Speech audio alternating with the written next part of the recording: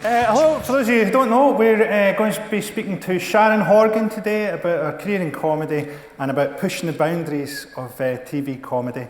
I'm going to start with a montage of some of the shows that Sharon's done over the years. Hi Sharon, I was so glad, to be honest, to do this because I've been a huge fan all the way from Pulling. Really?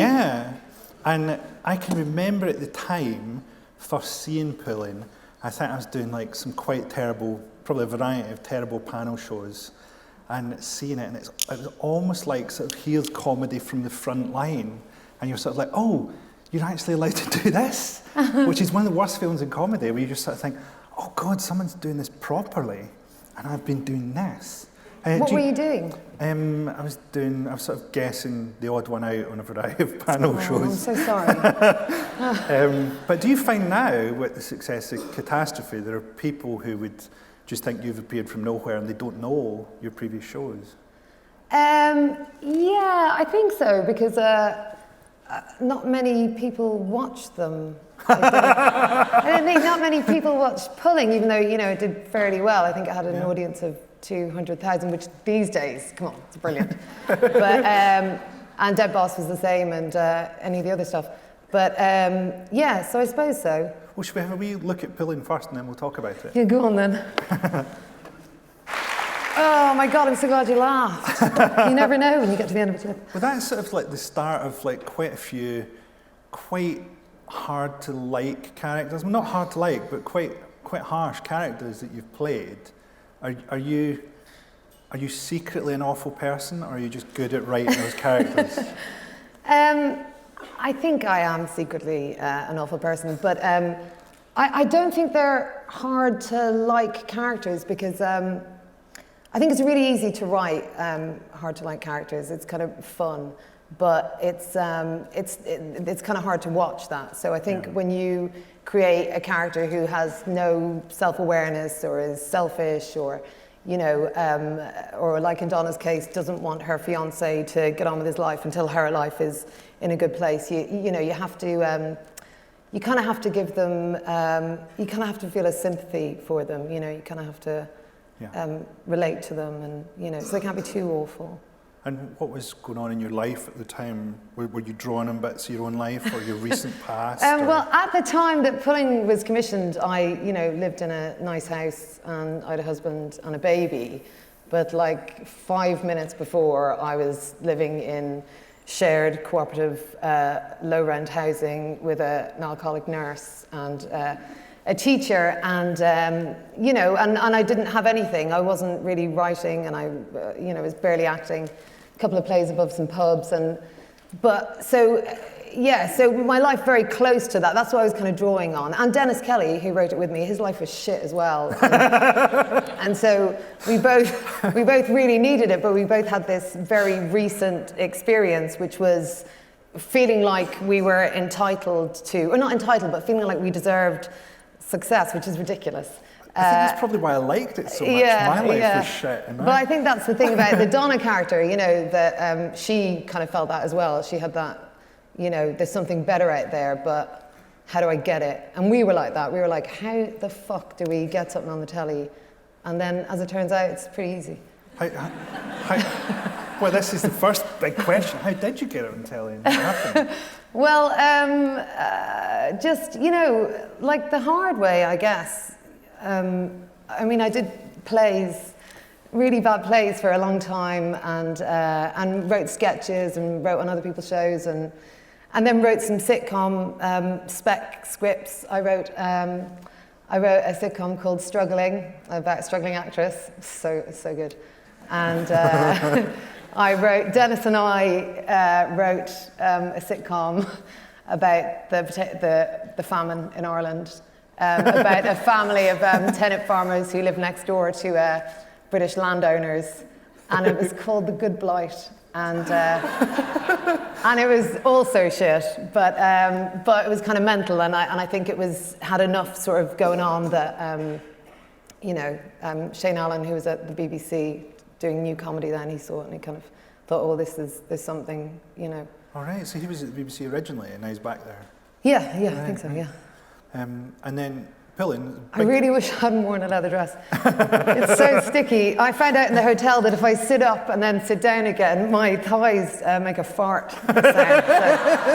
So you should listen out for that. It's good because we're looking for a big finish to the show, really. Yeah, we finish on a fart, guys. That'd be brilliant. So pulling's a big critical hit, and it appeals to a lot of kind of fucked up people like me. And people really love it, though. Oh, and, yeah. Then you do 2 series. Yeah, and then a it special. gets nominated for a BAFTA, and then they don't. It was nominated for 2. All right, yeah. Both times. Just, you know. And then they didn't recommission it. Yeah. And what do you think happened there, or were you annoyed? Oh, yeah, we were annoyed, but we were we were annoyed, and so they didn't commission a 3rd series, but they said, but we're going to give you a special to finish it up. So we were like, oh, thank God we still have a job. But yeah, we were kind of gutted. Because there's a thing, isn't there? I think sometimes it's like relative in television. You measure things relatively. Yeah. So let's say at the moment, I was writing a column for a while for The Guardian, and I stopped writing it. But I read people's columns and I go, oh, this is fucking brilliant. You know, like, it's like Marina Hyde or someone, and you just go, yeah, I know. I don't She's need so to be great. writing columns. Like, there's plenty of people that can do it. But surely, when that got pulled, there must have been times when you watched television and went, how the fuck did this shit get made? Well, no, I mean, you know that they take money from one thing to put it into something else. And I guess if there's something else isn't as funny as it maybe could be, or you know, I don't know. Yeah, I suppose we did a little bit.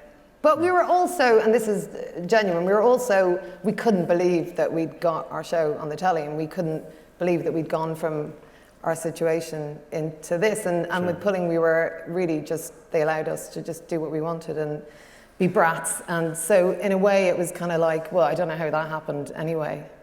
Well, here's something I'd ask you in terms of like pushing the boundaries and stuff like that. Is there a thing where we could see maybe a change in commissioning and like while pulling was happening? So like when the first series comes out, in between the first and the second series, the Russell Brand, Jonathan Ross thing happens, I think. Was that 2008?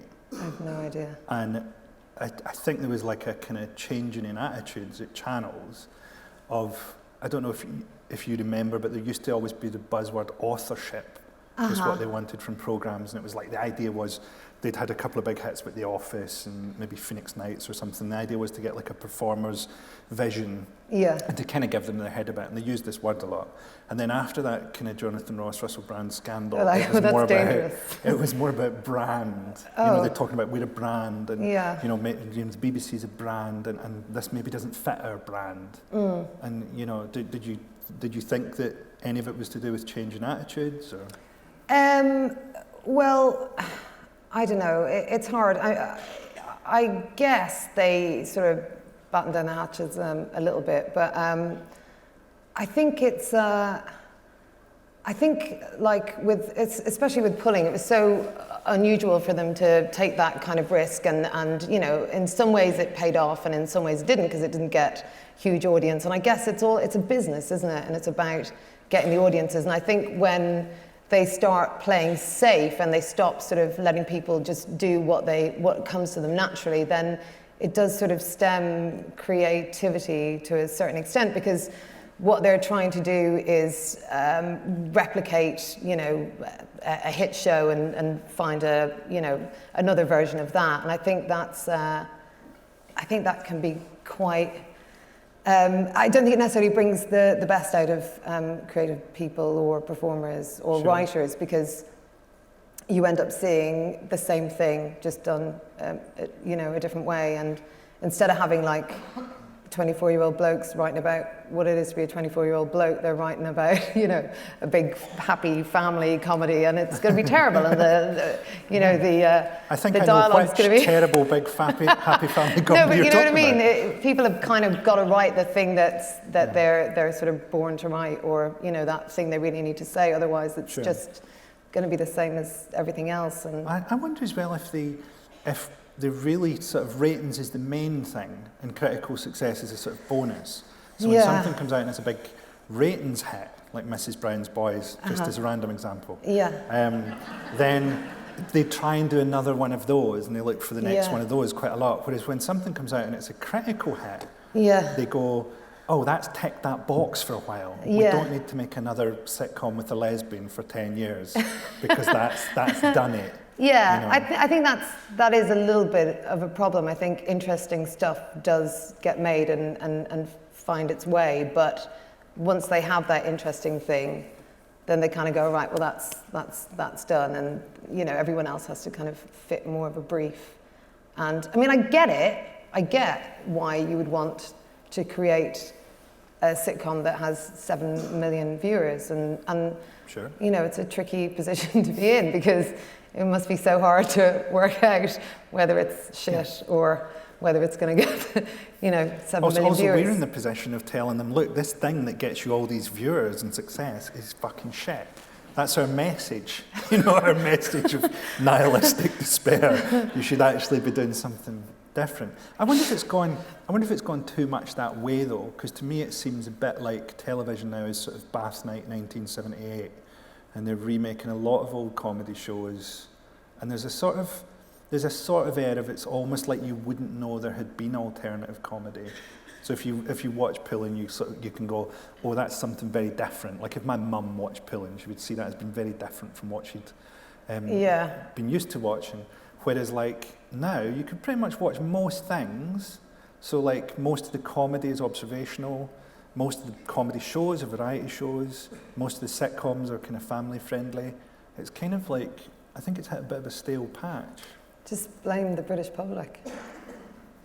Do you blame the people? Well, you have to blame the people. That's what they want to watch. I don't know. Maybe that's not the thing to say, but you know, I mean, I think good stuff still kind of gets through, or stuff that we would want to watch. But then I kind of think, what does everyone else want to watch? And I know there's good versions of that. I mean, I don't, you know. I mean, if you think about Modern Family, for example, I mean, that's a kind of a bit of a holy grail, because if you can write for a network and write 26 episodes of that, and that lasts for, you know, 7 years. I mean, I don't think anyone needs 26 episodes of anything. I think it's stupid and greedy.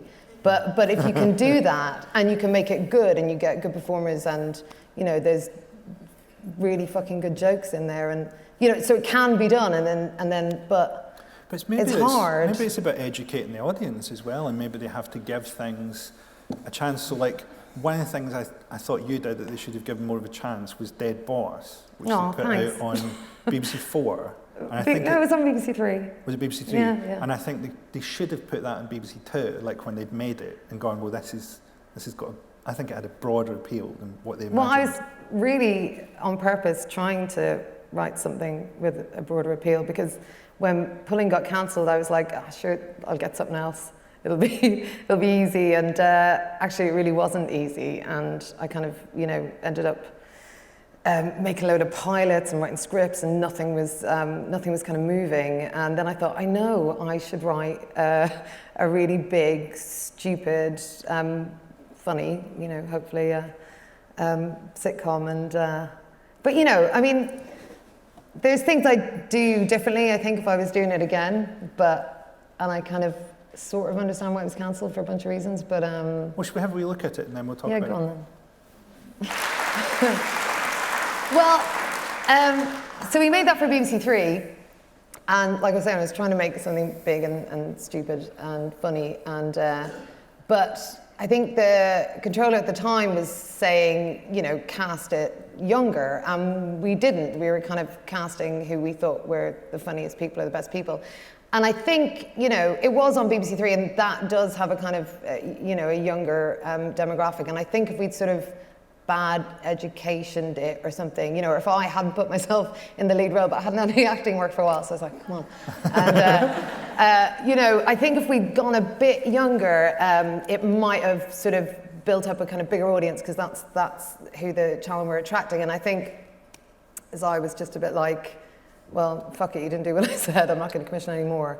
But also, those things kind of sometimes need a chance to find their feet and grow, and I think sometimes things do need a second series just for that reason, you know, so you can sort of develop it into the thing that was, I mean, it's, you know, it's hard to sort of get everything completely right. There's almost an argument for them like commissioning some stuff as 2 series, because the first series is always going to be patchy. Well, they do that in America sometimes now. So, and you know, I mean, it doesn't always work because, you know, they put all that money into that and then it doesn't work and they're like, shit, we should have put it over there. But anyway, if it had had a second series, I wouldn't have spent 2 years in the wilderness and learned from that and grown as a person and in catastrophe, so it all sort of works out. It had a beautifully sort of like, it's like quite a nihilistic show. Well, not nihilistic, but the people aren't good. There's no one has any real good about them almost, apart from the arsonist. It's sort of friendly, but very jolly. Like, I think the unguarded viewer watching that, I don't think would have realised how grim they all were. And well, that's a good thing. I think it's a good thing. I think it's like Arrested Development or something. I think it's kind of, if you get something that's got a kind of unique tone, it's often difficult to sell it to a mass audience because it's only the people who are kind of tuned in that are going to get it. Yeah. Television's got to produce a certain amount of that, hasn't it? Yeah. In between the 2 shows, you went to America? And what was that like? That was lovely.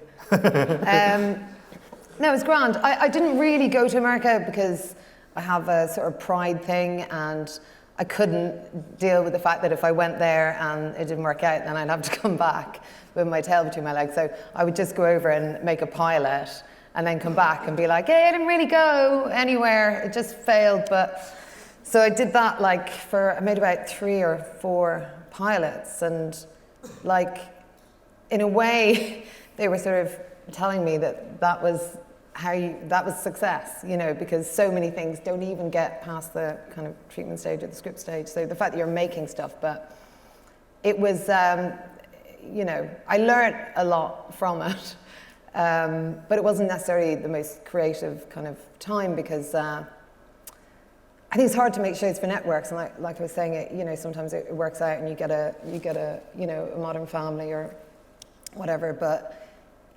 it's sort of trying to keep your voice, like you bring them an idea and the idea that's on the page and what ends up on the screen is usually quite, you know, it's quite a distance.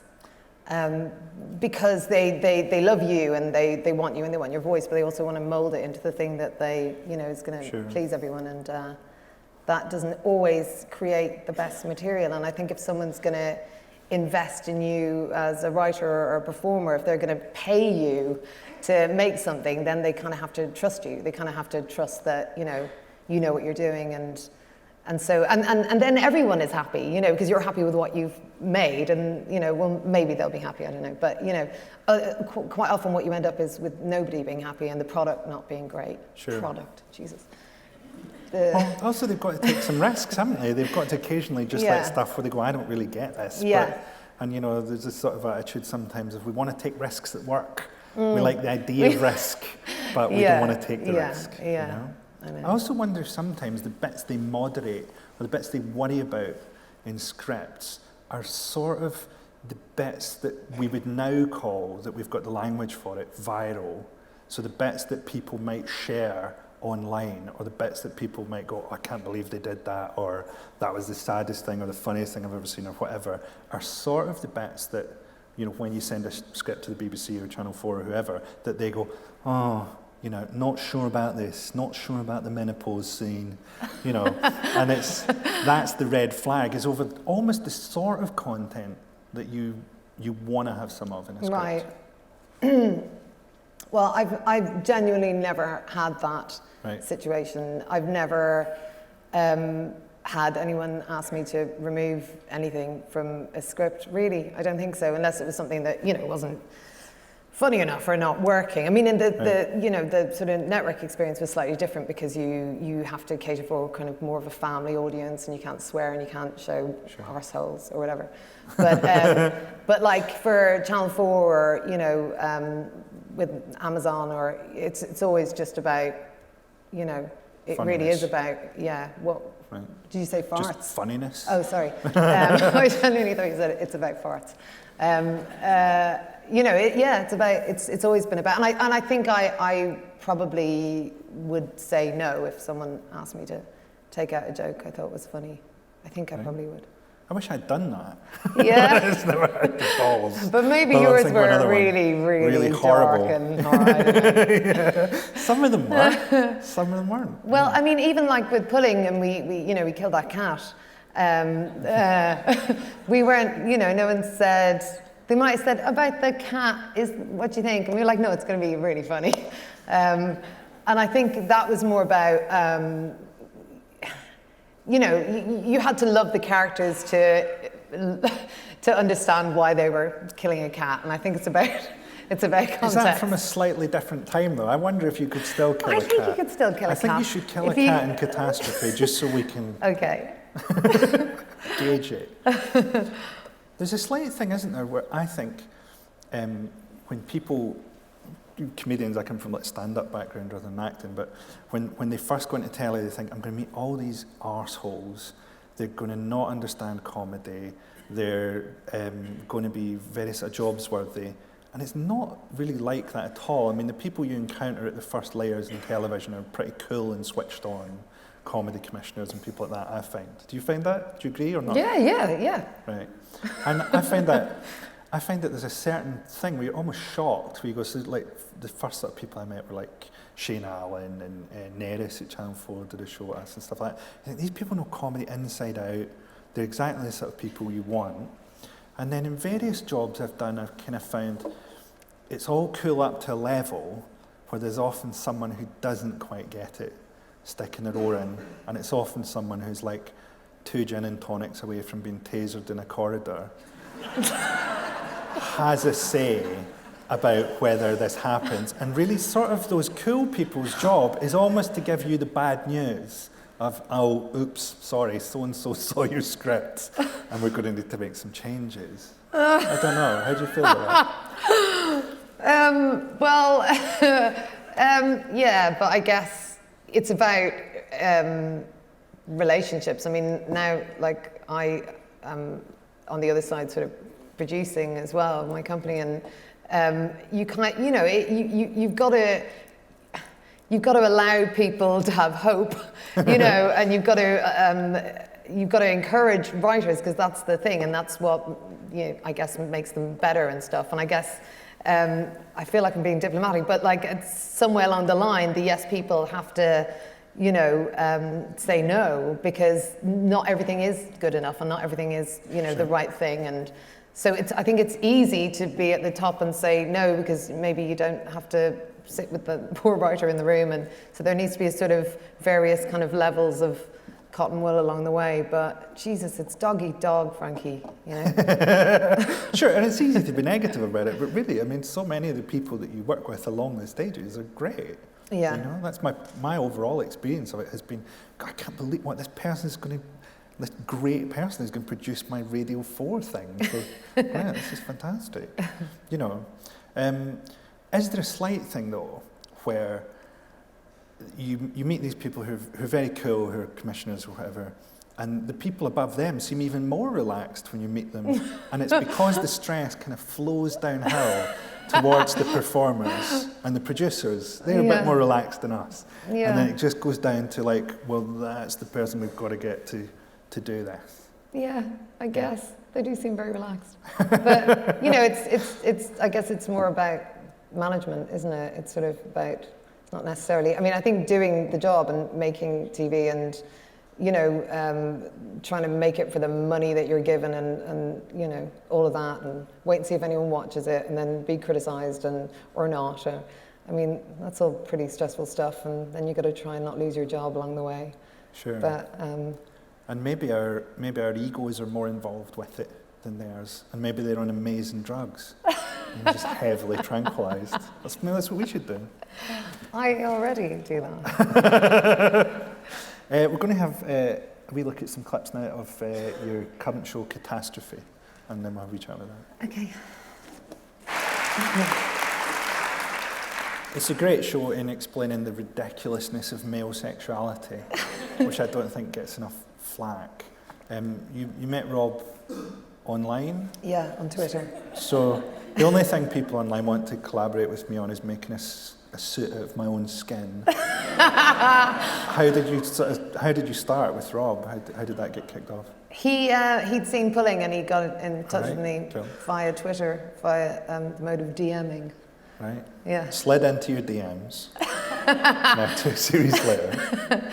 Yeah, and then we just, we kind of became sort of friends, and we'd go and, like, if I was in LA, I'd go see him, and if he was in London, he'd see me, and then, eventually we kind of, we talked about writing something together, but we didn't know what. And do you write separately, or did you start writing separately, or? We kind of did a bit of both. We wrote it in a little bit in the same room, and then he had to go back, and then we sort of back and forthed it over the internet.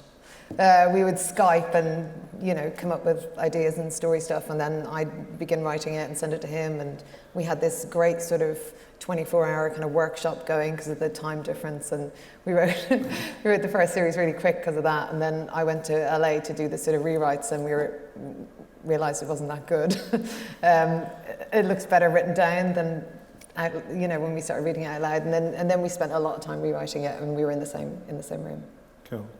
And do you find that the success of that has changed? Because people imagine, don't they, that if you have a hit show, then that's going to change commissioning for you, and people are going to be all over you.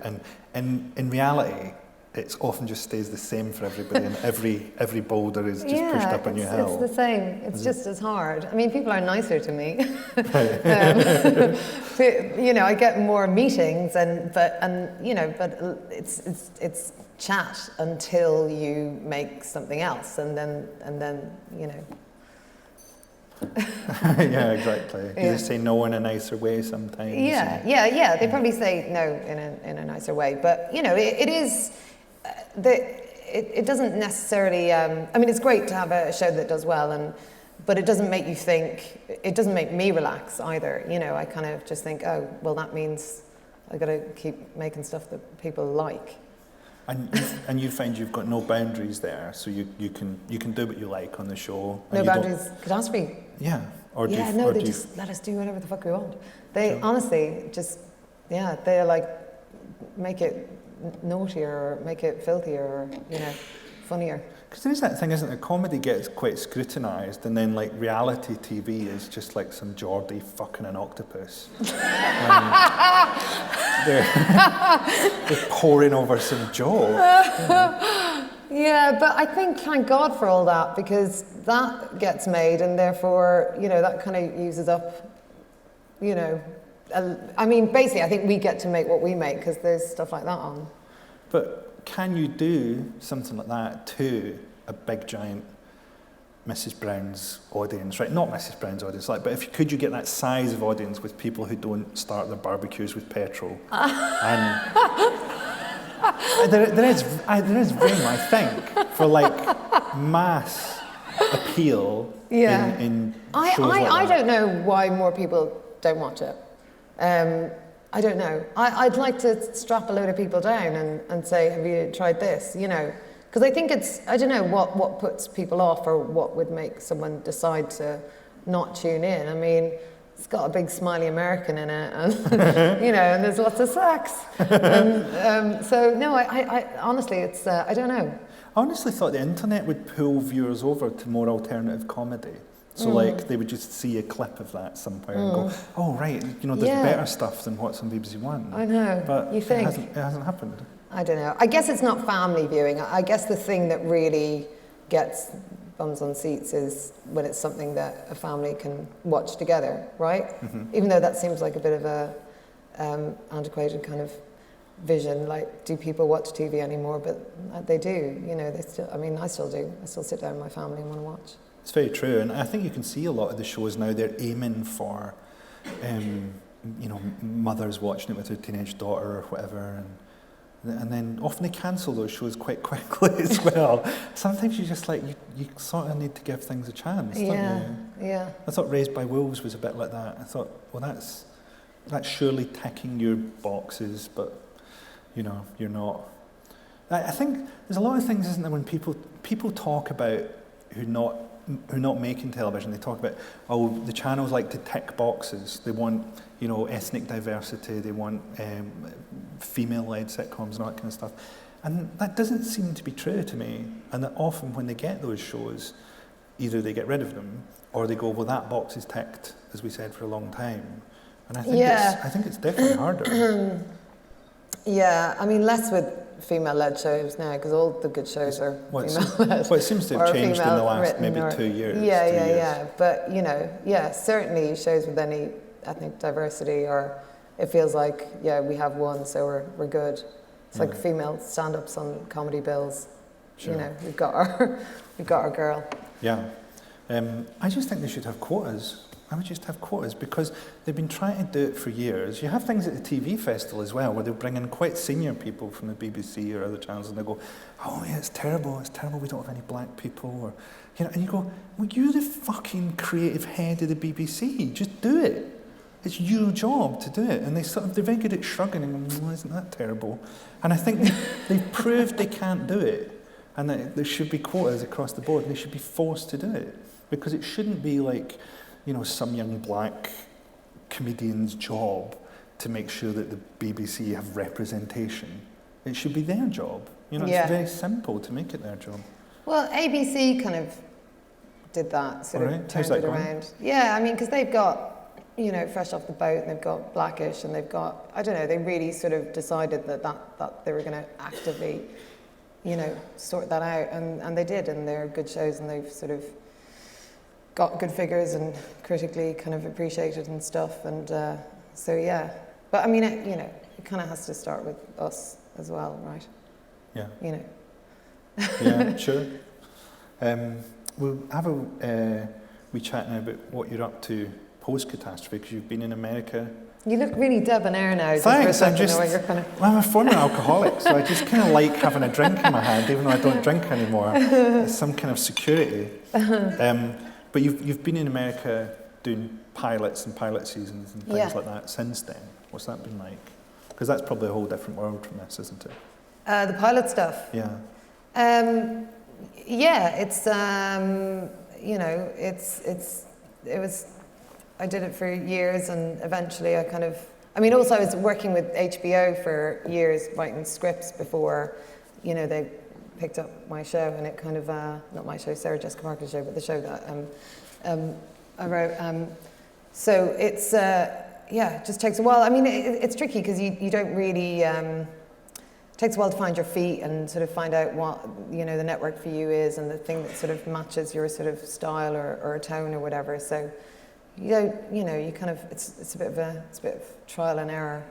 And is it a schmooze fest? Do you have to be on all the time? Yeah.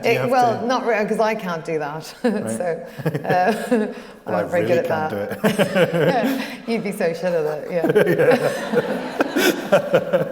Yeah. We've got a wee clip of your new show, Divorce. We'll have a look at that and we'll chat about it. All right. We tried to get this clip where Thomas Hayden Church, Sarah Jessica Parker just told him she wants a divorce, and he, like, his reaction was that he says, I'll go down on you, and he goes, I'm going to lick out your pussy, and I'm going to tongue dart your anus. And so I wanted to show that, just because it was so much fun to say that to Sarah Jessica Parker. I think it would have also been good to show a tongue-darting anal clip. Yeah, you don't actually see it, but... Well, we would have imagined it. We're imagining it now. So that's for a pilot. Has that been out yet? Oh no, that's a series. That's out in October, yeah. Right, cool. Yeah. It's out in America in October, and then it's out here. I think, yes, it comes out on Sky Atlantic in the same week. And what was that like to make? Yeah, it was good. It was, it was hard work. It was only 10 episodes, so it didn't have that, hardcore 26 episode thing going on. But it was kind of similar to making a show here, because if you make a show for Channel 4 or HBO, it's the same kind of sensibility. Like they kind of just want it to be good, and they give you sort of creative freedom to do what you want. Like, they kind of trust you. They trust you to sort of make what you want. But it's a kind of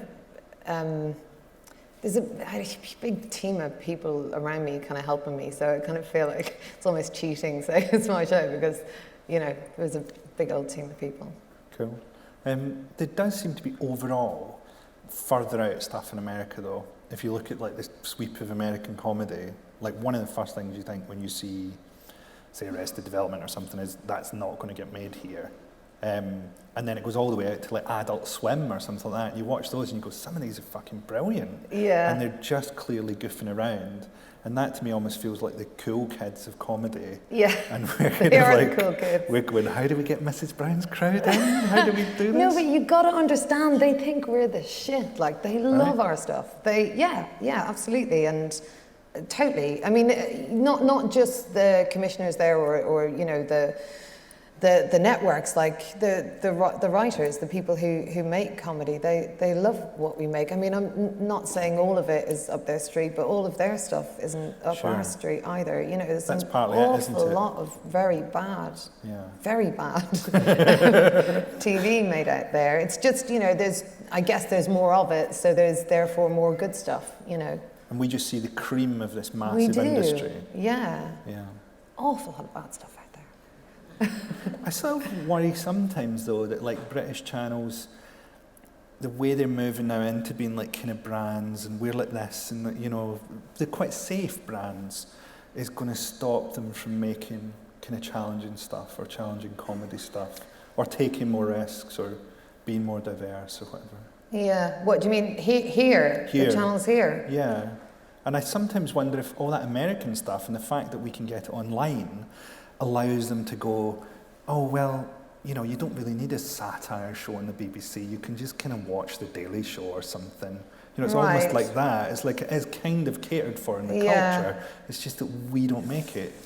They are very good at that, though. Yeah. I mean, that in particular, right? Yeah. But then they've got like 26 writers or something. I know, that is part of the problem, really. I mean, it is budgets. It's a budget thing. I mean, apart from the fact, I guess, that they can take less risks because they've got less money to make programs, it's about the money you get to make those programs. And like I was talking to Dennis about this, and it's you know, a lot of stuff is written just by one writer, and it's easy to write funny on your own, but it's really hard to write jokes on your own. You know, I mean, not for comedians. I mean, that's what you do, and you've got that split personality thing, and one side of your personality sets up the joke, and the other half goes, "Oh, I got the punchline." But like for most writers, they don't have that. You know, they're great at narrative and character arcs and story and that. And I really do think you need sort of bigger teams, and it's. I mean, I think it's coming in a little bit more now, but it's just tricky, I think. Yeah, and it's tricky for them to have enough money to do it. Yeah. You know, but certainly I think it would be better if they had bigger writing teams on some stuff.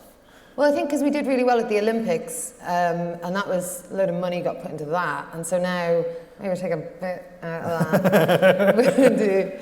They're sorted now for 4 years, right? So just put it into.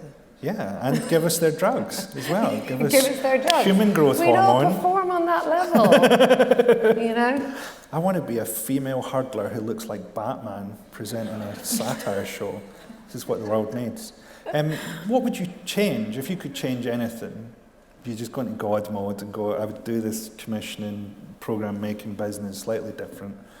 I think I'd change the idea of, like, I think it's very uncreative to say we're looking for something like. I think that's a problem, and I think that's sort of, like we were saying earlier, you end up with 500 scripts that are all sort of doing the same thing and telling the same story. And I think interesting stuff does get made, but I think most channels just have their one interesting thing or their one kind of odd thing or, you know, singular thing, and everyone else is desperately trying to recreate the last big hit. And I think that's not how it works. I think writers have to kind of find their story and their voice. And I think when someone comes to you and says, we're looking for, it just kind of makes my heart sink a bit, because you really should just be, you know, looking for something good. Yeah. And I think, sort of related to that, they should kind of go back to their ideas about authorship and, like, apart from anything else, it's a much more defensible position for them if they can go, oh, you didn't like Julia Davis's new show, well, you know, might like this next one. You know, we're just here, we're a big tent and we facilitate that kind of stuff rather than, oh God, you know, it's like, it's almost like the way they respond to complaints now. It's like, oh, you bought a packet of biscuits and some are broken, that's terrible. You know, that's not the BBC brand. And you're like, you've got to have a bit more about you than that, because apart from anything else, your current attitude doesn't really work. I also think sometimes, you know, like in the 50s, every movie has tap dancing in it. Yeah. And it just seems ridiculous to us now to see everybody just tap dancing around in the 1950s. And it was because, you know, people have been through the war and they're, you know, still going through rationing and everybody needs distraction. Everyone needs tap dancing. Yeah, but they didn't see that at the time. They just thought, you know, movies are kind of places where people tap dance and sing, you know? And I wonder if now, if we could kind of get out of our culture and look at that and go, well, we've got kind of like a lot of gentle sitcoms and quite a lot of cross-dressing kind of, and, you know, we've not got that much kind of challenging stuff at the edges. Is that actually because, you know, we've been through a financial crash and we're living under a Prime Minister who, I was going to say got elected, she didn't even get elected, she just fucking stepped out of a fucking haunted mirror or something,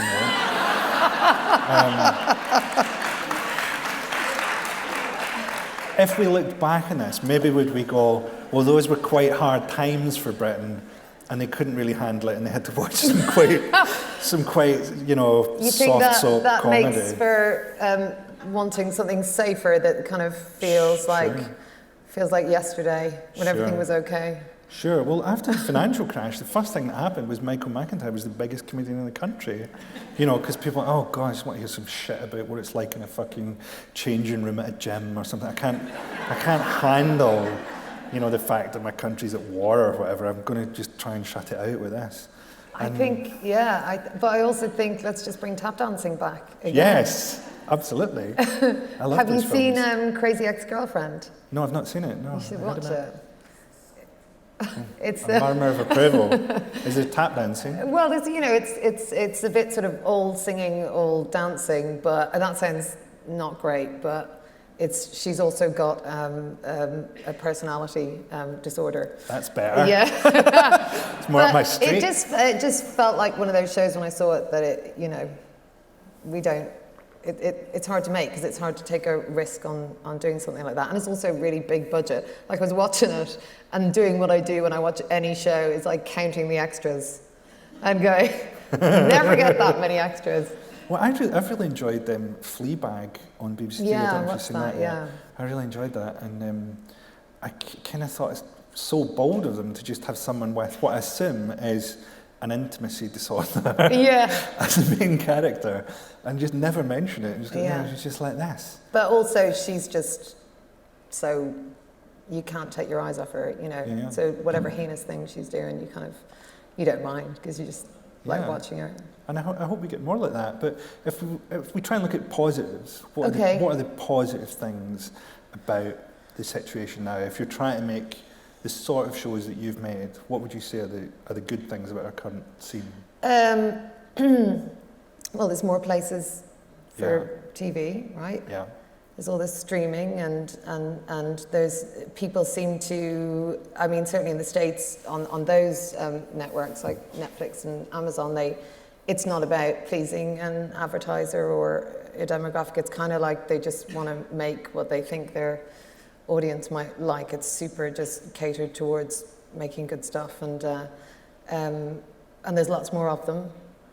And people seem to, this whole sort of thing of like a comedy is half hour, it has to be a half hour, and drama has to be an hour. Like that seems to sort of be merging a little bit. You know, if a story is better told as a drama in a half hour, I think that's a good thing. I don't think it should be very specifically, I don't think it should have a time limit.